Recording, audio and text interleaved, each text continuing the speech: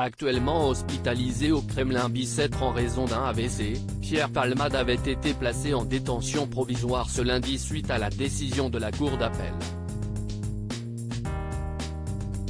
Ce mercredi, son ancien producteur Claude Fournier, qui connaît l'artiste depuis plus de 30 ans, était présent sur le plateau de TPMP.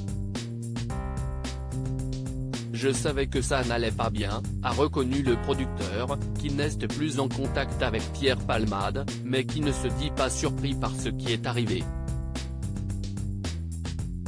J'ai de la tendresse pour lui, on ne pourra pas me l'enlever, a précisé Claude Fournier avant de confier qu'il ne supportait plus le déchaînement médiatique autour de cette affaire, à la fois pour la famille des victimes, mais aussi pour les répercussions sur l'état de santé de Pierre Palmade, en attente de son procès. J'ai peur qu'il ne soit pas sur le ring le jour du match. Remettons-le en forme pour que le moment venu, il puisse être là pour répondre de ses actes, a-t-il indiqué. Lui-même ancien addict, Claude Fournier s'est ensuite penché sur l'addiction de Pierre Palmade. Sa vie est brisée. Quel théâtre va l'engager ? A-t-il lancé à propos du comédien, avant de déclarer que ce dernier avait commencé à prendre de la cocaïne peu avant ses 20 ans.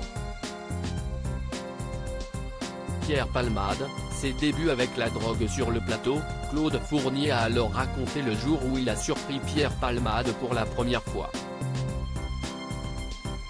C'était au Festival de Cannes, on mangeait avec des journalistes, Pierre et d'autres artistes, et puis moi je m'en rendais pas compte parce que je parle beaucoup, et il y a un journaliste qui me dit à un moment, il va souvent aux chiottes ton artiste.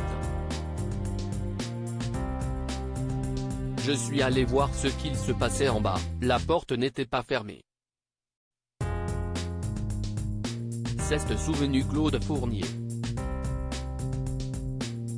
Aujourd'hui, le producteur ne souhaite qu'une chose, que Pierre Palmade se reprenne en main et assume ses responsabilités.